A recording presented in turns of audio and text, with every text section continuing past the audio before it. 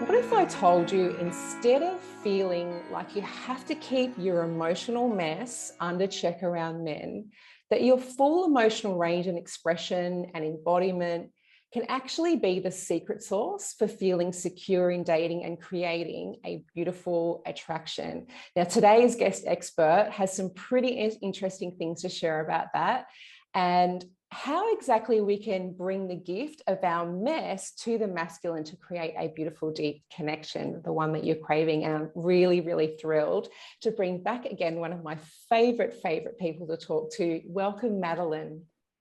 Hi, Peta. I am so excited to be here. Thank you.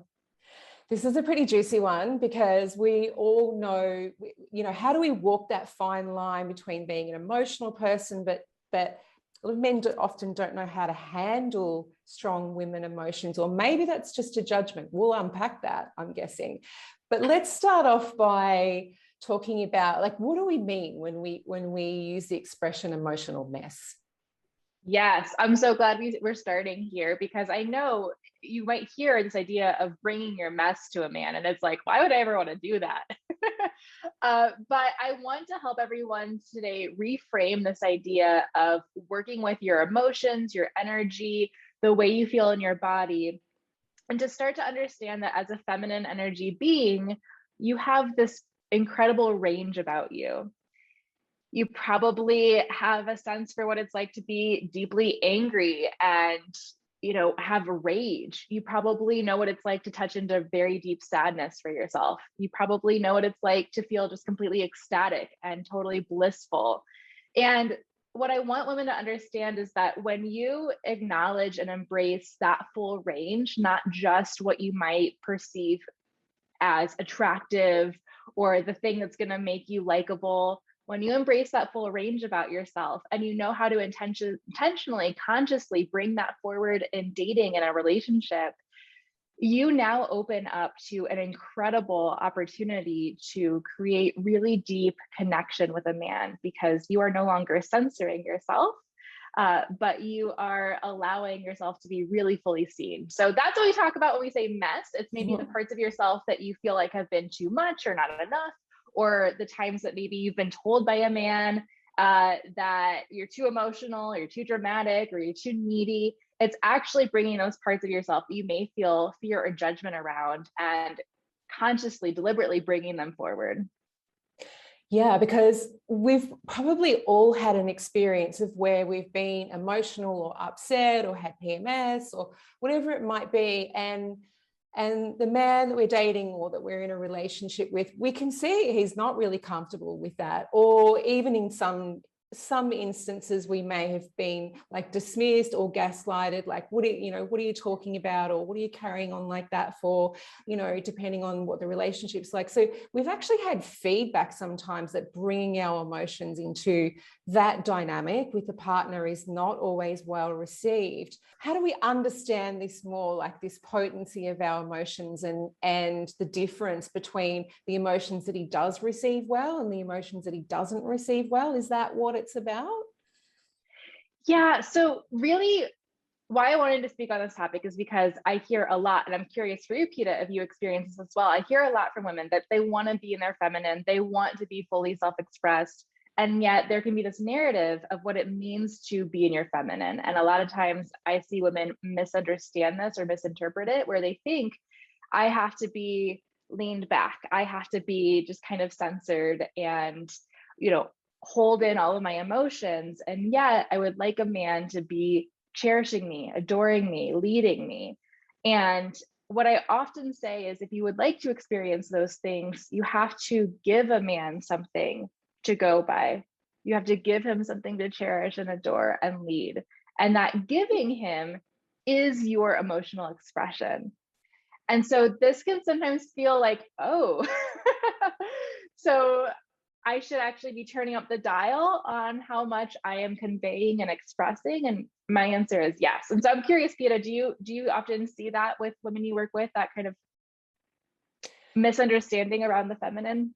Yes, and something that I know I personally felt as well. Like we all are aware of the fact that men are raised to be men and are raised to be perhaps a little bit less emotional and a little bit stronger. But I also think that part of that conditioning perhaps rubbed off on me as well, that there was this feeling of needing to be like a bit strong and needing to be a little bit tough and holding in, like not being too soft, somehow putting some of the emotional parts of myself into shadow, you know, creating a bit of shame around them. I do honestly think that a little bit of that happened. And so finding that vulnerability to be able to show parts of yourself that you think aren't your good side, I think is where I find this topic really interesting.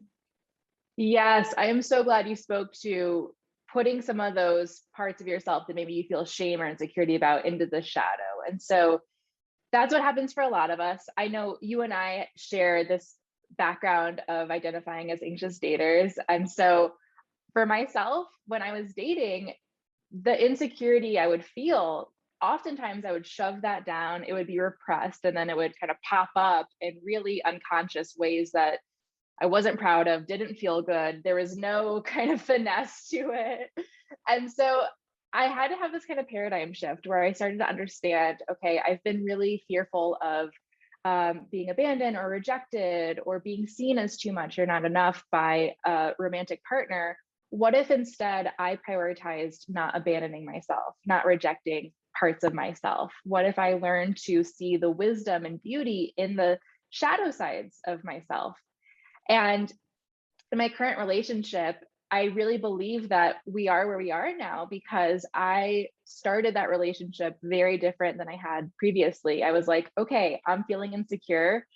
Typically, I would just try to shove that down and play it cool. But what if instead this time I just spoke to it? I just kind of put it on the table, and not because I'm trying to get anything out of my guy, but because I want to reveal more of myself.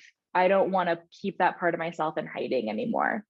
And so I'd say, hey, I'm feeling a little insecure. You know what? I'm feeling kind of jealous right now. You know what? Like this is coming up for me. And it was terrifying to have those conversations.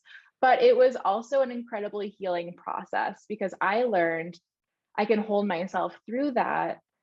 And wow, I can actually create a deeper connection with my partner because I'm not creating a facade, trying to show up one way and secretly feeling another.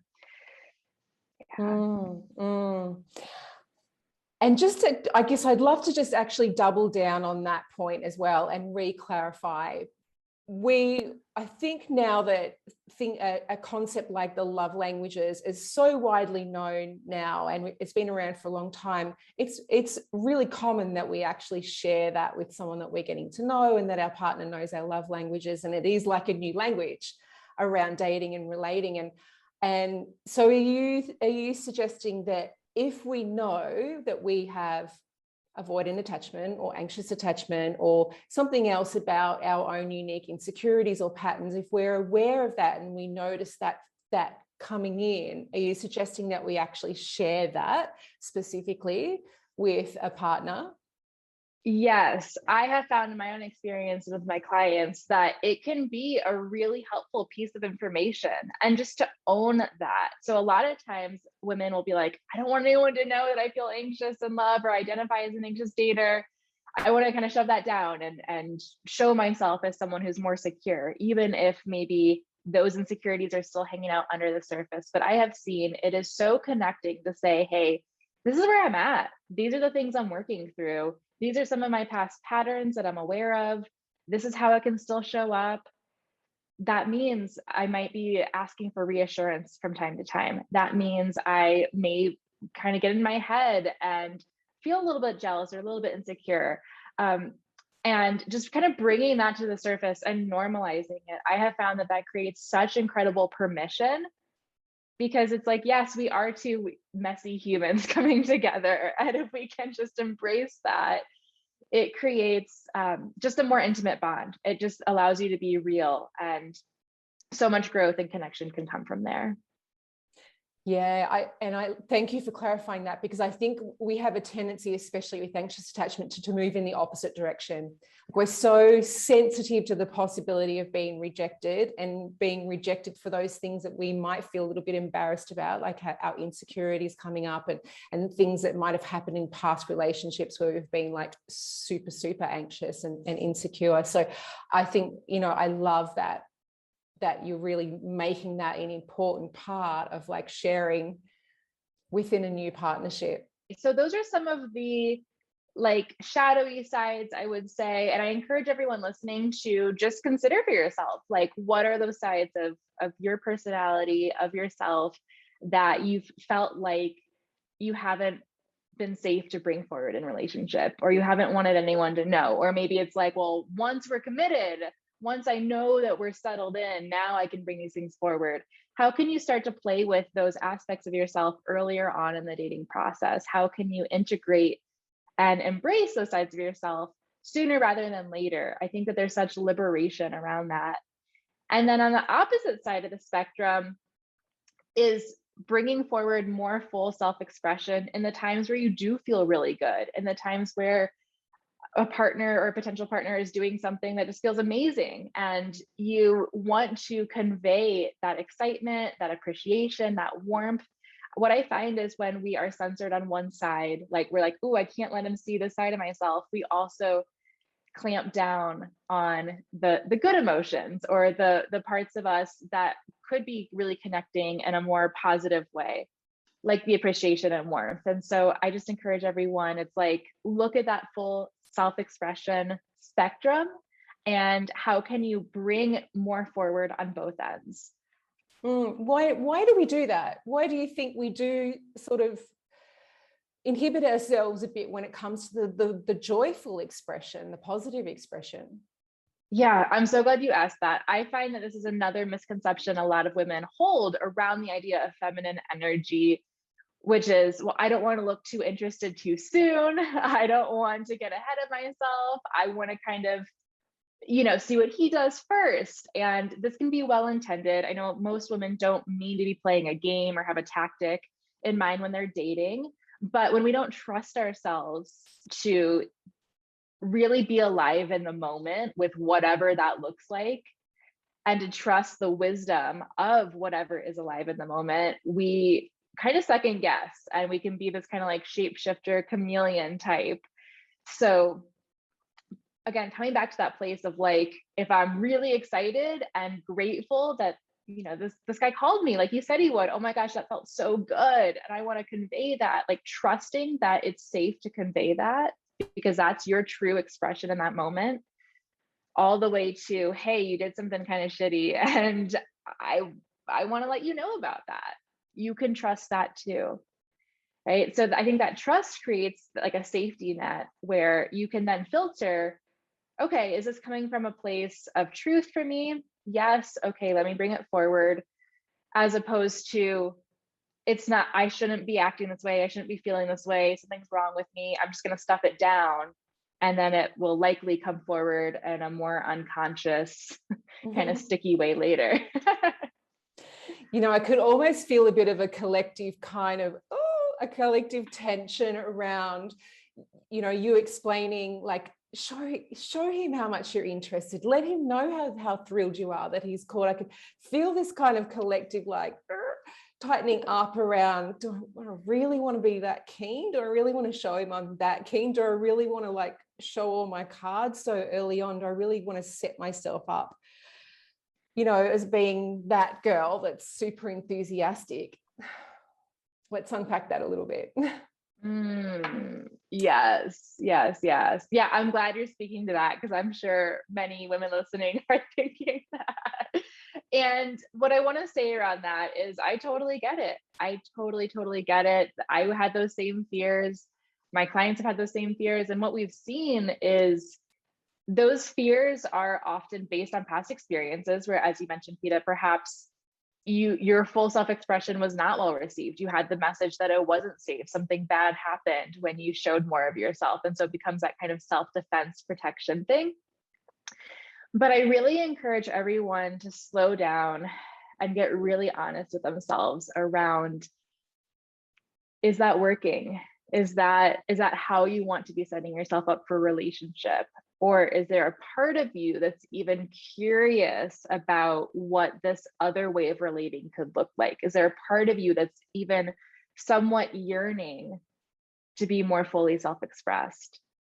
And if you can tap into that place where it's like, well, gee, it would feel great to know I didn't have to like brace and tense and, watch my every step and kind of wonder what that meant for him. If I could just give myself that full permission, like, that would feel pretty nice. If there's even a little inkling of that, that's what I encourage you to be building on and trusting and moving towards.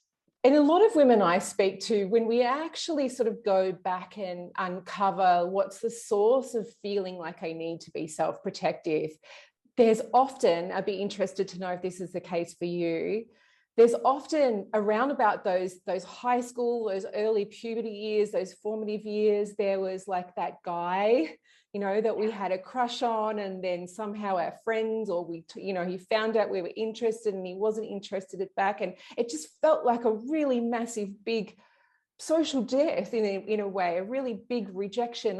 I wonder somehow if there is, for a lot of us, some imprinting, not just from perhaps our childhood, but also from those early, when we're very kind of young and open-hearted and fresh and vulnerable with our feelings about, towards boys at the time.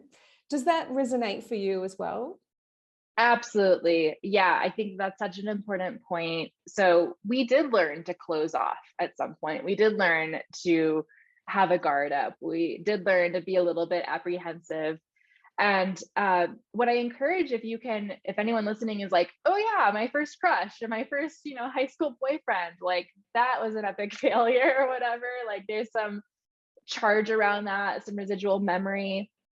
You can go back and connect with that version of yourself. I encourage you to maybe grab a picture of her.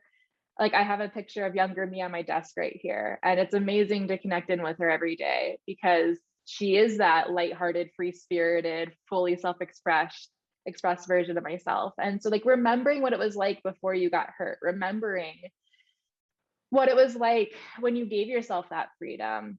And if you need to do a process around releasing, healing, forgiving, and then, as I spoke to earlier, making that shift where it's like, okay, I don't close off anymore because of what anyone else has told me that means.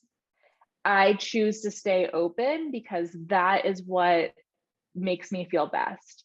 That is where I can have the richest, most connecting experiences. And that takes incredible courage. So much courage. We have to really rewire ourselves to be like, okay, like this feels freaking terrifying, and I'm committed to doing it anyway. Absolutely. And I guess that's a beautiful segue into really talking about why it is so important to bring that emotional openness and vulnerability and joyfulness and femininity, obviously. Why is that so important? Yes, I think it's important for two reasons. First and foremost, because you will likely find, if you are willing to explore this for yourself and amplify it, you will find an incredible liberation and a relief in giving yourself permission to more fully interact with life, allowing yourself to bring in more of life, more pleasure, more joy, more of the hard stuff as well, because we can't just pick and choose, but you will be more connected to yourself, to whatever happens around you. You will have more conscious choice because there's no censoring or tampering down. It's just all you. And so first and foremost, there's so many benefits to you just being alive and connected in this world. And then in terms of a romantic partner, you are quite literally giving someone a roadmap to most deeply fulfill you, to most deeply understand you, to be able to show up for you, to be that strong, grounded presence that so many women crave. I think we forget that we have to meet a partner halfway. And what that means as a woman, a lot of times, is meeting them with our expression, with our open-hearted vulnerability, so that they can do something with that information and co-create a dynamic that is in alignment with what we deeply want. So we get to lead ourselves, have that kind of radical personal responsibility to say, okay, what is my part in co-creating the dynamic? How can I bring that forward? And not just wait for someone to read my mind, or, just like pout and hope that they figure it out. But sometimes we do have to go first, and that's okay. That's totally cool. It's not about, is that, feminine or masculine to be going first. It's about being committed to living in the way that is really going to have you fully alive, and it be able to receive all of the goodness that comes along with it. I mean, we hear often one of the most attractive qualities in a woman that men rate as being highly attractive is confidence, right? And I think that goes both ways. There's a range, though, of our expression, from confidence and then feeling fully expressed and not caring so much what other people think, to then showing our vulnerabilities. I guess where I'm trying to go with this is how much actually does not caring, like the fear of judgment and not caring what other people think, play into this? That's a great question. Yes. So with everything I'm sharing, it's not to say that you're going to get to this point where you're just like, nothing gets to me. Like, yeah. Like I'm like rejection proof. And like, it's not that. It's being able to share, hey, I have something I want to tell you. And part of me is really nervous how you're going to receive this. Part of me is afraid you may want to walk away. Part of me is wondering if this is going to be too much for you, right? It's taking those fears with you into the communication and expression. And by doing that, it often will dissipate some of that charge. And what I have found is that over time, those fears, they do soften. In the beginning with my partner, it was so many conversations around, hey, this is really hard for me to share. And like, 10 minutes on the couch, like trying to work up the courage and like deep breathing and all these things to finally spit out, hey, if I'm being really honest, it would feel so much better if things looked like this. Or if I'm being really honest, this thing is really bothering me. I was definitely still afraid of what he might say, what this conversation would lead to.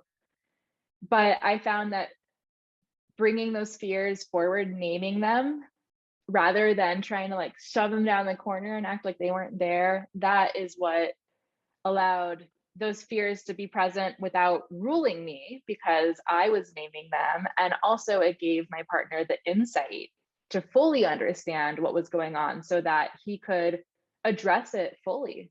And while we're on the topic of that, practically, there is something that I wanted to ask, because beyond perhaps our attachment patterns or our insecurities, or being forthright and honest about our needs or our desires in that moment, there are many of us who do have deeper secrets, who do have, family, personal matters, personal traumas,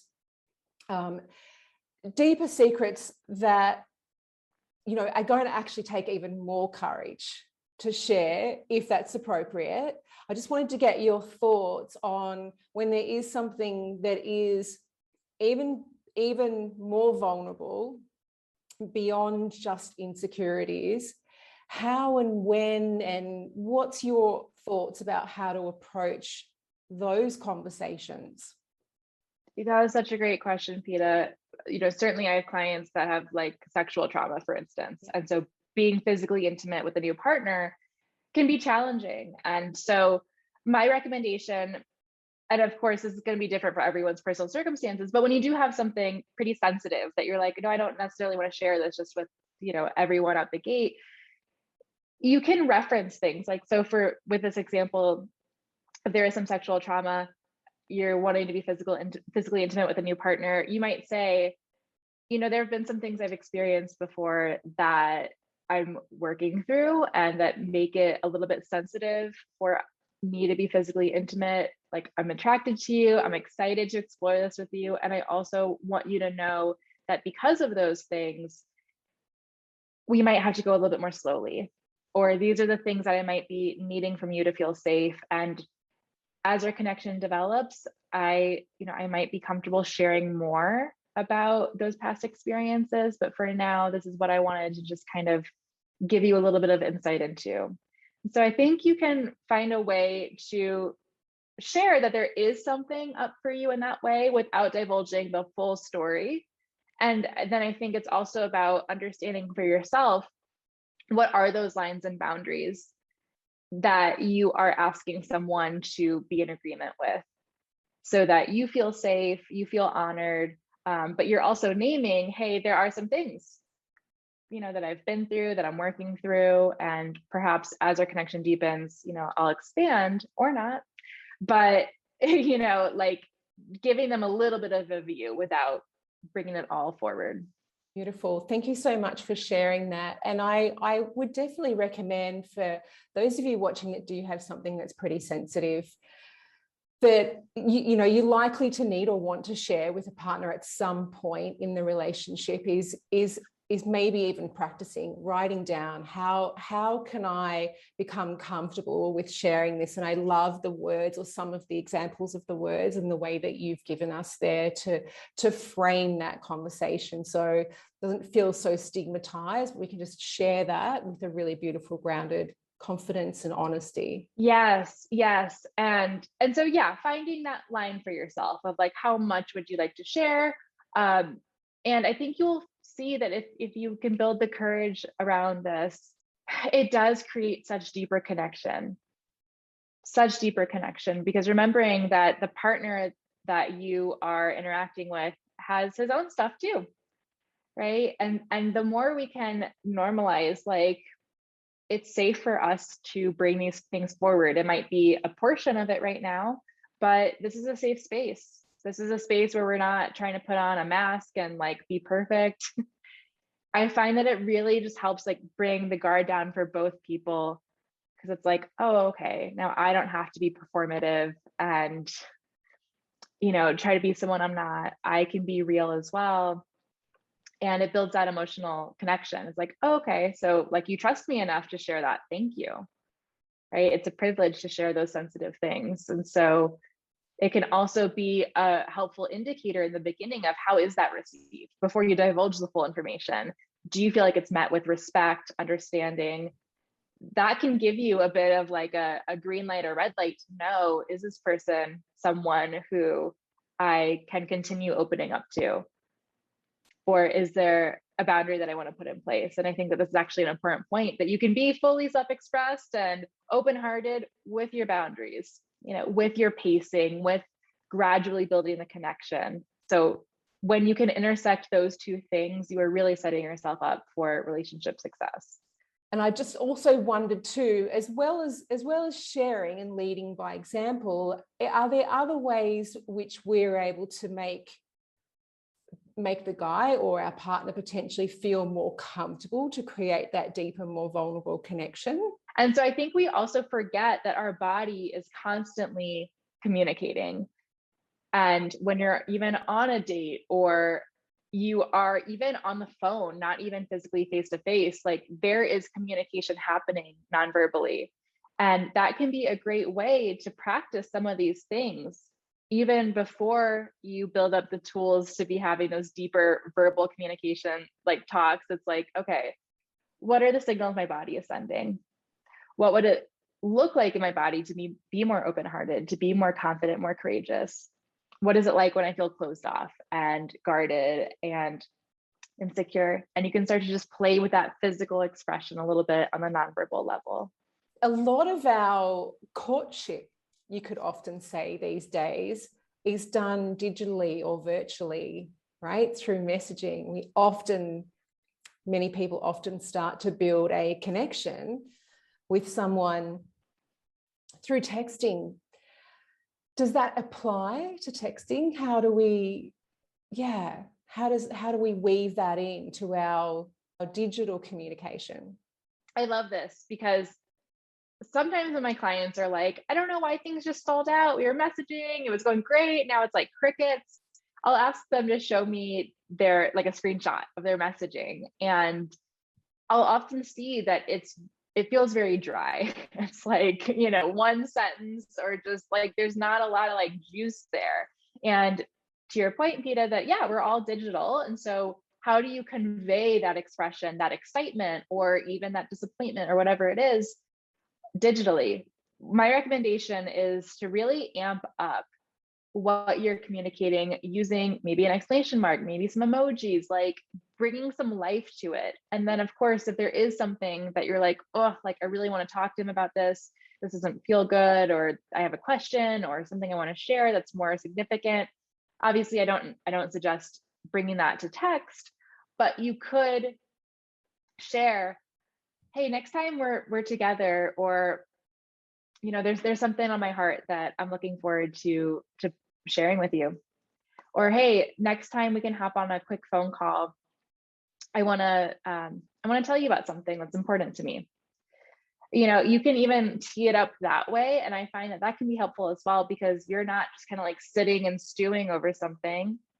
You are letting him know, hey, there's something up for me. There's something on my heart.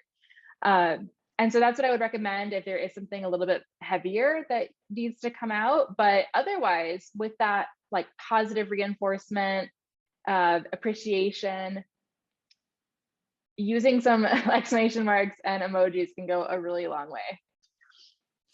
Absolutely. Just wanted to ask for those that are watching that are currently dating or seeing someone at the moment, and maybe they have been putting forward more of a censored version or restricted version of themselves, or trying to do their best, but it hasn't necessarily included that full range of emotional vulnerability or emotional authenticity. Is it too late to... what would happen then out of the blue if I've known someone for 8 weeks and then now I'm being like this? Or is it just important to start doing that no matter what stage you're at? Yeah, I want to say it's never too late. It might be surprising. It might be like, oh, like I hadn't seen this side of yourself before. I didn't know you'd be so goofy, or I didn't know you had this amazing sense of humor, or wow, I didn't know that really bothered you. I didn't know that actually made you really sad. It might be a little bit of like an adjustment and a little bit of like, okay. But what I want to say is, when you are like, no, this is who I am, this is like a different side of myself, you can trust that you want that to come through at some point, right? Like you want that to be seen and experienced by your partner. And so you can start in small ways. It's not to say the next time, you're together, you're a whole new person. You can even think about what it's like to turn up the dial on your self-expression just a notch or two. So maybe if you're out to dinner and previously you've been pretty like tight-lipped, like closed off, just kind of like waiting to see what he says and responding to his conversation starters and just always looking to him to start things and lead things. And now you're like, okay, like I would like to bring more of myself forward. You're eating something delicious. Can you play with being like, oh my gosh, this is so good? Or, hey, I wanted to share something hard that happened to me today. Like, can I tell you about that? Right. And so just like little things, and that might be it. That might be your practice and self-expression for the date. And then you can go home and be like, okay, what was that like for me? How do I feel like he received that? How did that maybe influence what happened next? Okay. Am I still alive? Yes. Do I think I can maybe continue with this? Hopefully the answer is yes. Is this something that we should be practicing before we actually meet our partner? Is this a way of being, a way of relating that we should be embodying with our friends, with our family? Is there practice that we can do? Or is this something that we should be, or a way of being that we should be embodying just in partnership? Yeah, I love that. Yes, my top recommendation would be to begin practicing your capacity to be more fully self-expressed in your current relationships, in relationships non-romantically that feel safe, that feel comfortable. Um, as with any relationship, you may see, oh, I'm bringing forward this new side of myself. Like that might alter the dynamic, and that's okay. But hopefully you have some safe girlfriends, or even your colleagues, or interacting with strangers, right? Who don't have any previous idea of who you are. It's like, can you start to play with those different sides of yourself and build up evidence of, hey, it's safe to do that. It feels good to do that. It helps me feel closer and more connected to people when I show up in that way. And then certainly when you are dating, it's going to give you that reference point, and it's going to feel more natural and more like just fluid, and it'll support you to bring that forward from the get-go. But again, no matter where you are in the dating process, you've already been connecting with someone, it's never too late. I think you will just see such a relief in yourself, and again, also more of what you are likely craving in that romantic partnership, because you are bringing forward the kind of raw material for your partner to then take and do something with, that's constructive and strengthening of your bond. I love also that you've created some beautiful tools to help support this kind of way of being, to help us to get better at it, to put this into practice. And I'd love you to share a little bit more about that and the free gift. So we're doubling up, you're being very generous, thank you, that you have available for the ladies.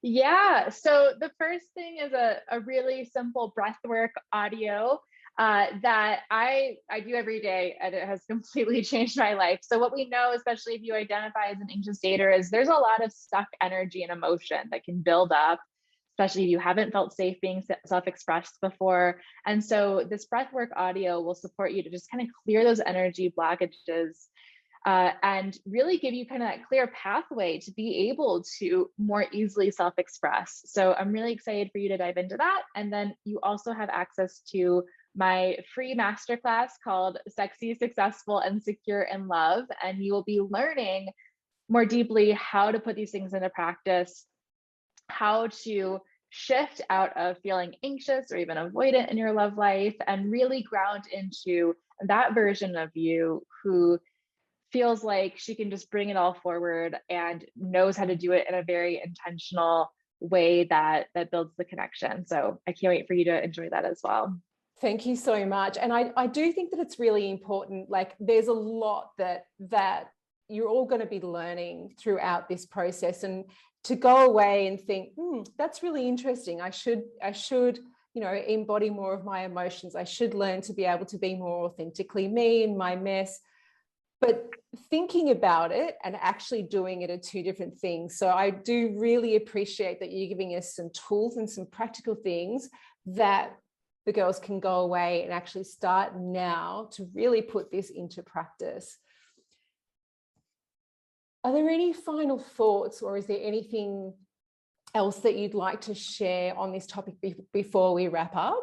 Yeah, I guess I just want to leave everyone with really this idea of you go first, and that by leading yourself in dating and life, and really bringing forward what you want to experience, you will see so much goodness open up. And again, I know that can be a little bit scary, there can be resistance, but you will see that it is the most rewarding way to live and love. So I'm just really grateful to have shared this message today. Thank you so much for being with us. Thank you for supporting the event. Thank you for sharing all of your beautiful knowledge and your free gifts. And thank you, girls, for tuning in today, for taking this time for you, understanding, learning, and growing. We're going to be back again tomorrow with another exciting topic. And thank you. Bye for now.